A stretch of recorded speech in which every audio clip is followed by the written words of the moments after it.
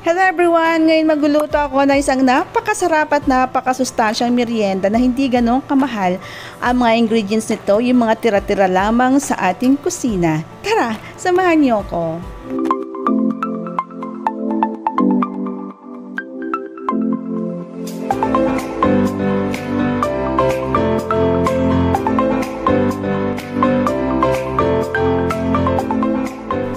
Umpisahan na natin!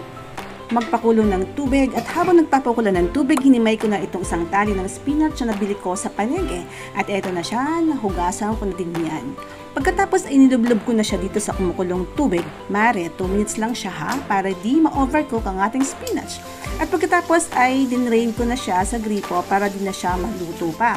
At pagkatapos ay piniga ko na para matanggal ang katas ng spinach, hiniwa-hiwa ko na rin para hindi tayo mabulunan.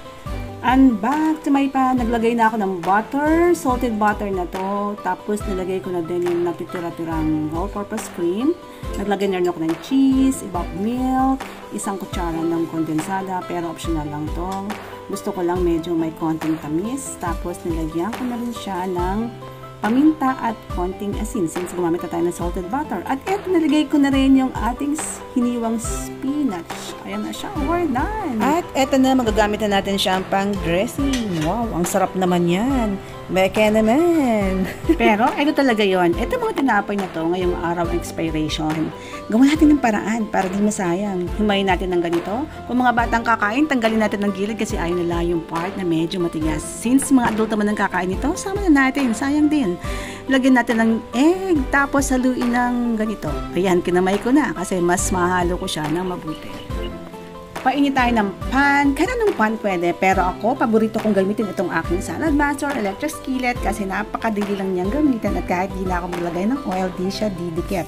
Spread lang natin ang ating mixture na bread ng pabilog, tapos takpan saglit ng mga 1 to 2 minutes lang. Then, lagay na natin ang ating spinach spread.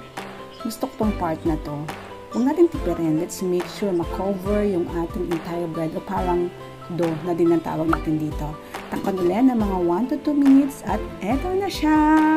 Wow!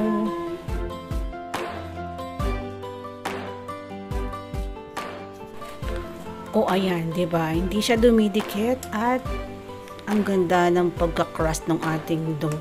Ayan, pakita ko sa inyo. Wow! Golden brown. So nice. Nakakagutom. Ayan, slice na natin para matikman na natin. Wow! See? O, diba? From the scratch. This is a merienda from the scratch.